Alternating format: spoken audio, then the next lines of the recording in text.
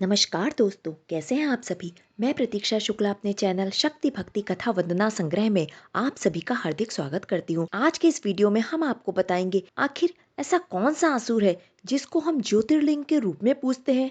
शायद ही आपको ये जानकारी होगी, लेकिन ये सच है। एक ऐसा असुर जिसको काशी विश्वनाथ में, काशी जो कि शिव की नगरी है, वहां पर ज्योतिर्लिंग के रूप में पूजा जाता है। और ऐसी मान्यता है कि उसके दर्शन मात्र से इंसान को मोक्ष की प्राप्ति होती है। वह जन्म और मरण के इस बंधन से मुक्त प्राप्त कर लेता है। तो चलिए आज इस विषय में ही हम जानते हैं। तो प्लीज इस वीडियो को ध्यान से सुने और अंत तक इस वीडियो में बने रहें। तो चलिए सुनते हैं। काशी, जहाँ पर शिव जी का ज्योतिर्लिंग है, उसके अलावा वहां पर एक और विशेष शिवलिंग है जिसे भगवान भोलेनाथ के मस्तक की मान्यता प्राप्त है। शिव पुराण के अनुसार यह शिवलिंग असुर राज गजासुर के ज्योतिर्लिंग के रूप में जाने जाते हैं। हम सभी जानते हैं कि भारत में 12 ज्योतिर्लिंग है, लेकिन इन 12 ज्योतिर्लिंग के अलावा एक ज्योतिर्लिंग ऐसा भी है जिसे भगवान शिव का विशेष आशीर्वाद मिला हुआ है, और इस ज्योतिर्लिंग को ही गजासुर के रूप में पूजा जाता है।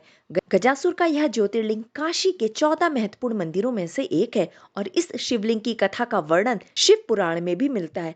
आज हम विस्तार पूर्वक इस शिवलिंग और असुर राज गजासुर के बारे में भी जानते हैं। गजासुर राक्षस महिषासुर के पुत्र थे।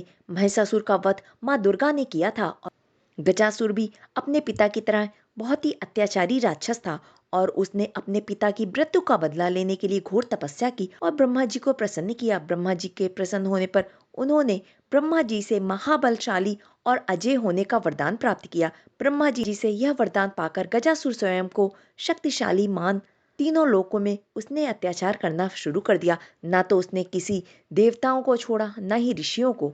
शिव पुराण के रुद्र संहिता के पंचम खंड के 97वें अध्याय में गजासुर के तपस्या, वध और काशी के कृतिवावेश्वर महादेव के बारे में बताया गया है। ब्रह्मा जी से वरदान पाकर गजासुर महादेव की प्रिय नगरी काशी में जाकर वहां आतंक मचाने लगा। वहां पर ऋषिगण तपस्या करते थे। वह अत्याचारी उनको तपस्या न करने देता था और उनकी हमेशा तपस्या में विघ्न डाल देता था। गजासुर के अत्याचार से परेशान होकर सभी देवता और ऋषि मुनि महादेव जी के पास गए और उनसे सहायता मांगी। देवताओं और साधु संतों की सहायता के लिए शिव जी अपना त्रिशूल लेकर गजासुर के वध के लिए चले गए। गजासुर और महादेव के बीच में महायुद्ध हुआ। गजासुर शिव जी को मारने के लिए तलवार लेकर दौड़े, वहीं शिव जी भी त्रिशूल लेकर गजासुर पर प्रहार करने लगे। शिव जी ने गजासुर को अपने त्रिशूल से उठा लिया।